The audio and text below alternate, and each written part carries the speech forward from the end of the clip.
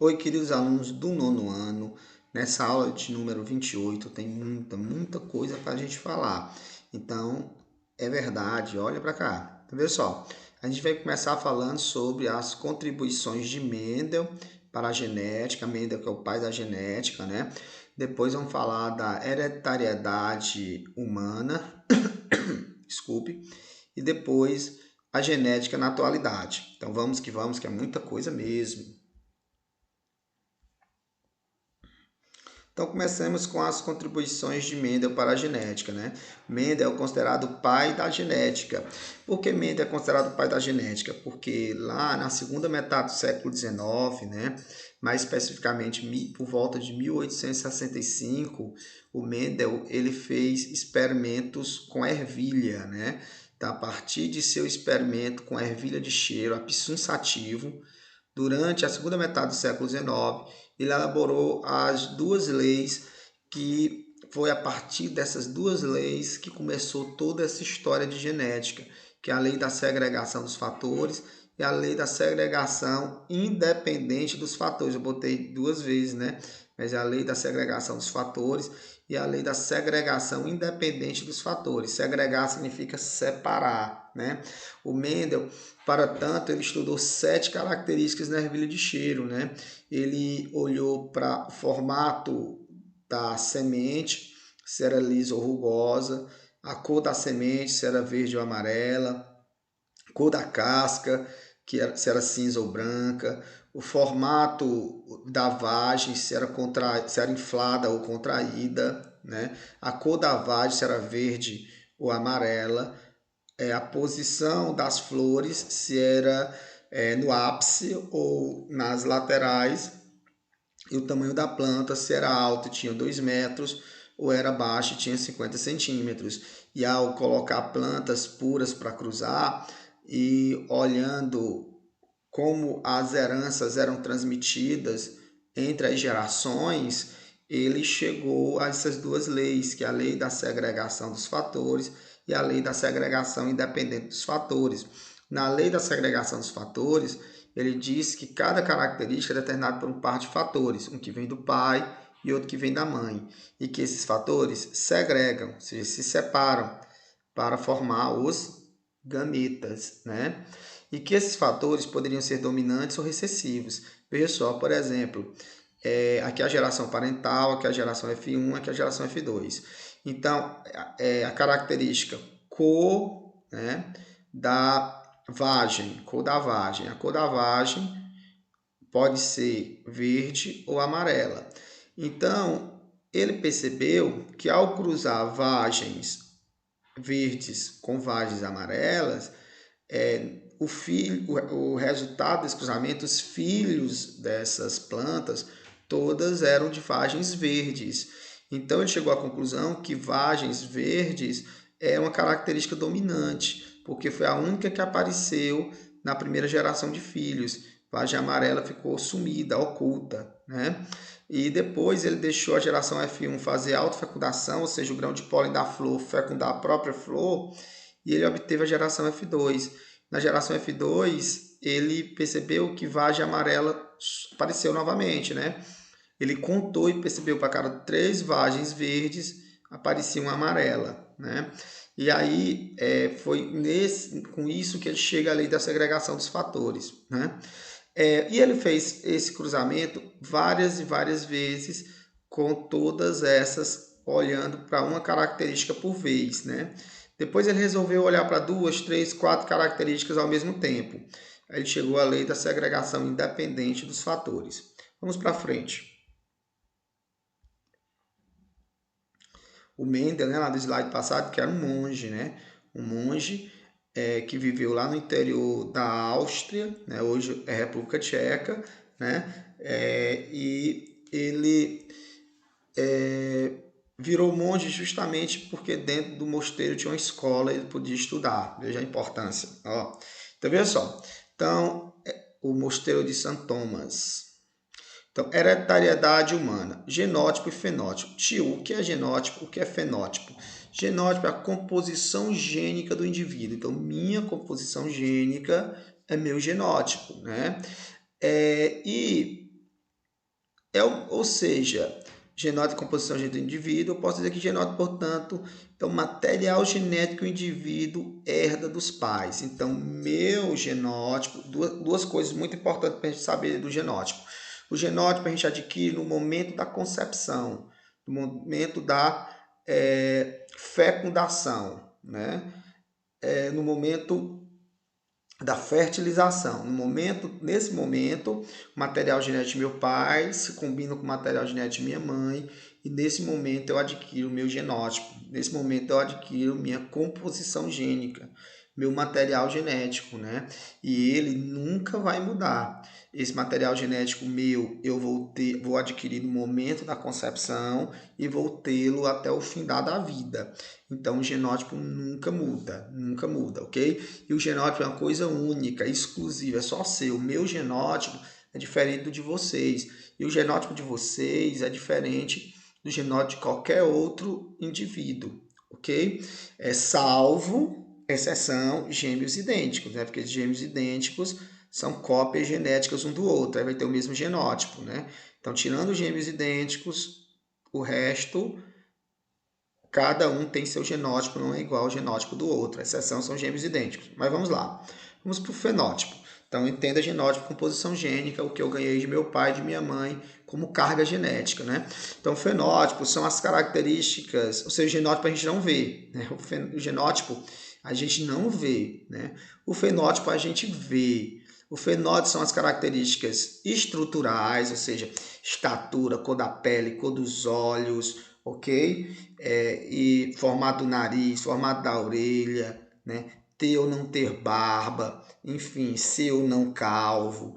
Então, são características estruturais, mas também são características funcionais, ou seja, o funcionamento do meu coração é um fenótipo, o bom funcionamento do meu sistema digestório também é um fenótipo, né? Meu tipo de sangue, sangue positivo, RH positivo, RH negativo. Se eu sou sangue A, sangue B, sangue AB ou sangue O, também é fenótipo. Então, fenótipo também é o funcionamento. E também são os funcionamento também são os comportamentos, né? Ou seja, se eu sou uma pessoa tranquila, se eu sou uma pessoa mais estressada, se eu sou uma pessoa mais extrovertida, se eu sou uma pessoa mais introvertida, até mesmo o nosso comportamento, o nosso ethos, né? Nosso comportamento também é fenótipo. Lógico que a gente vai ver com mais calma uma coisa ou outra. Vamos lá. Então, são as características, portanto, estruturais, formato, funcionais, funcionamento e comportamentais, né? Ou seja, suas atitudes, né, do indivíduo. E, professor, mas o que faz eu ter tal estrutura? O que faz meu corpo funcionar como funciona? O que faz, por muitas vezes, eu ter um ou outro comportamento? O fenótipo, ou seja, minhas estruturas, meu funcionamento, meu comportamento, é a manifestação do genótipo em determinado meio. Então, perceba que o genótipo eu não vejo, né? Mas o genótipo, interagindo com o meio, se expressa numa coisa que eu consigo ver, que é o fenótipo, né? Que é minhas estruturas, que é meu funcionamento e que é meu comportamento. Então perceba, portanto, que o fenótipo pode mudar durante a vida, pode sim, porque é o genótipo que não muda, mas o meio muda, né? Então perceba que, vamos dar o exemplo dos gêmeos idênticos, né? Porque eu disse para vocês que gêmeos idênticos são cópias genéticas um do outro. Ou seja, eles têm o mesmo genótipo, a exceção são gêmeos idênticos. Imagine que um gêmeo idêntico fica em picos, né?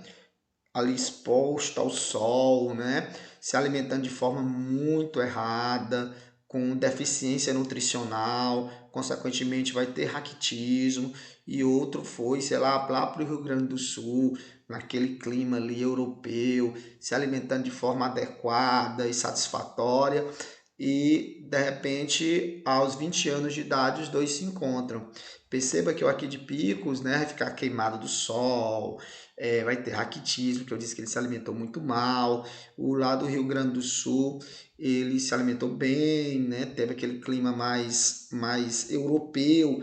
E aí o daqui do Red Pico é baixinho, todo queimado do sol, e outros sinais de raquitismo. E o lá do Rio Grande do Sul, ali alto, a pele assentada, como diria minha avó, né? E aí, o que é que mudou de um para o outro? O que mudou de um para o outro foi o fenótipo, porque eles estavam em meios diferentes, né? Mas o genótipo continuou o mesmo, porque o genótipo não muda, né? Então veja aqui, ó. Aqui é o genótipo, o material genético não muda, mas conforme o meio, aí o genótipo mais o meio é igual ao fenótipo. Então, se o meio muda, o fenótipo pode muito bem mudar, beleza? Então, vamos para frente. Agora, vamos um exemplo de herança humana, o sistema ABO, né? A gente sabe que os indivíduos podem ter sangue A, sangue B, sangue AB e sangue O. Ter sangue A, B, AB ou O é determinado por um gene. Esse gene tem dois alelos. Alelos são variações do gene, beleza? Então, o indivíduo sangue A, ele é isão A ou isão A, izinho, ou seja, recebeu o alelo isão A do pai e o alelo isão A da mãe, ou é isão A, izinho, ou seja, recebeu um isão A do pai e um izinho da mãe, né? São os fatores, né? Ou vice-versa. O sangue B do mesmo jeito, isão B, um do pai e outro da mãe, ou isão B, izinho, um do pai e um da mãe, e vice-versa. Sangue isão A e isão B só tem um genótipo possível. Perceba que esses são os fenótipos, a expressão, né, o que a gente vê, e aqui é o genótipo que a gente não vê. Para você ter esse fenótipo sangue AB, você tem que receber um isão A de um dos pais e o isão B do outro pai, né? Então, já o sangue O é izinho, izinho. Um izinho de um pai, o izinho de outro pai. Mas o que importa você ser sangue A, sangue AB, sangue AB, sangue A, sangue B, sangue AB ou sangue O. Veja só, primeiro, para você ser sangue A, é porque você lá nas suas hemácias, glóbulos vermelhos ou eritrócitos, né? Lá nas hemácias você tem um aglutinogênio A. Você é sangue B quando nas hemácias você tem o aglutinogênio B. Você é sangue AB quando nas hemácias você tem aglutinogênio A e aglutinogênio B. E você é sangue O quando nas hemácias você nem tem o aglutinogênio A nem o aglutinogênio B. Ou seja, AB tem tudo e O não tem nada. Então, tanto é que o cientista, lá no começo do século XX, né, o Landesteiner, que também é austríaco, ele criou o sistema ABO, na verdade era para ser sistema AB0, onde o indivíduo pode ser sangue A, sangue B, sangue AB ou sangue zero. Sangue zero porque não tem aglutinogênio de forma nenhuma, mas ninguém chamou zero, todo mundo chamou O, aí ficou o sistema ABO, beleza? E quem tem sangue A, tem aglutinogênio A, na hemácia, mas no plasma, na parte líquida do sangue, né, que corresponde a 55% do volume sanguíneo, vai ter anti-B, porque reage com o sangue B, aglutinando, né, criando coágulos. O sangue B é porque tem aglutinogênio B nas hemácias, mas no plasma vai ter anti-A, porque reage com o sangue A, aglutinando-o. O sangue AB tem aglutinogênio A e aglutinogênio B, mas em compensação não tem nenhuma aglutinina no plasma, né? E o sangue O não tem nenhum aglutinogênio, zero aglutinogênio, mas em compensação tem as duas aglutininas, anti-A e anti-B. Vamos olhar para a transfusão de sangue, porque tudo isso é importante para entender a transfusão. O sangue A tem anti-B, por isso que não recebe de B e não recebe de AB, porque tem anti-B. Então A só recebe dele mesmo e de O, porque O é um sangue zero, não é marcado. O sangue B tem anti-A, por isso não recebe de A nem de AB. Ele só recebe dele mesmo e de O, porque O é um sangue zero, não é marcado, né? O sangue AB não tem nem anti-A nem anti-B, por isso que recebe de todo mundo, por isso que ele é o receptor universal. Mas apesar de ele receber de todo mundo, ele só doa para ele mesmo. E o sangue O, perceba que ele doa para todo mundo, inclusive para ele. Por isso que ele é o doador universal. Mas apesar de ele doar para todo mundo, ele só recebe de si, beleza? Vamos adiante. E agora vamos para o fator RH. Quanto ao fator RH, você pode ser RH positivo ou RH negativo. O RH positivo é aquele que lá nas hemácias tem o fator RH, né? Já o RH negativo é aquele que lá nas hemácias não tem o fator RH. Então, se eu sou A positivo, quer dizer, nas minhas hemácias, além do aglutinogênio A, eu também tenho o fator RH, beleza? E para o ser RH positivo, eu tenho que herdar um Rzão, eu posso ser Rzão, Rzão ou Rzão, Rzinho, ou seja, eu recebo um Rzão do pai e o Rzão do outro, da outra figura paterna, ou recebo um Rzão de uma figura paterna e um Rzinho da outra figura paterna, eu vou continuar sendo RH positivo. Para o ser RH negativo, eu tenho que ter o Rzinho duas vezes, ou seja, uma característica recessiva, né? Eu tenho que receber o Rzinho de uma figura paterna, o Rzinho da outra figura paterna. Professor, mas o que importa você ser RH positivo ou RH negativo? Tem a ver também com transfusão sanguínea, porque RH positivo, ele recebe de todo mundo. Assim, diga assim, o RH positivo recebe de RH positivo, né? E também recebe de RH negativo, mas só doa para ele mesmo. RH positivo só doa para RH positivo. Agora, RH negativo, ele doa para os negativos e para os positivos, né? Beleza? Mas só recebe dele mesmo. Moral da história, é melhor ser RH positivo, porque você sendo RH positivo, você recebe de todos os positivos e dos negativos, né? Já se você for RH negativo, você só recebe de outros negativos. Portanto, seguindo essa lógica, o verdadeiro doador universal é o O negativo, porque o O negativo doa para todos os positivos, A positivo, B positivo, AB positivo e O positivo, e doa para todos os negativos, A negativo, B negativo, AB negativo e o próprio O negativo. Mas em compensação só recebe dele mesmo, né? Dessa lógica também o verdadeiro receptor universal é o AB positivo, porque o AB negativo só recebe dos negativos e o AB positivo, na mesma lógica, recebe de todos os positivos, de todos os negativos. Galera, essas informações que eu tinha para vocês nessa aula. Até nosso próximo encontro. Tchau!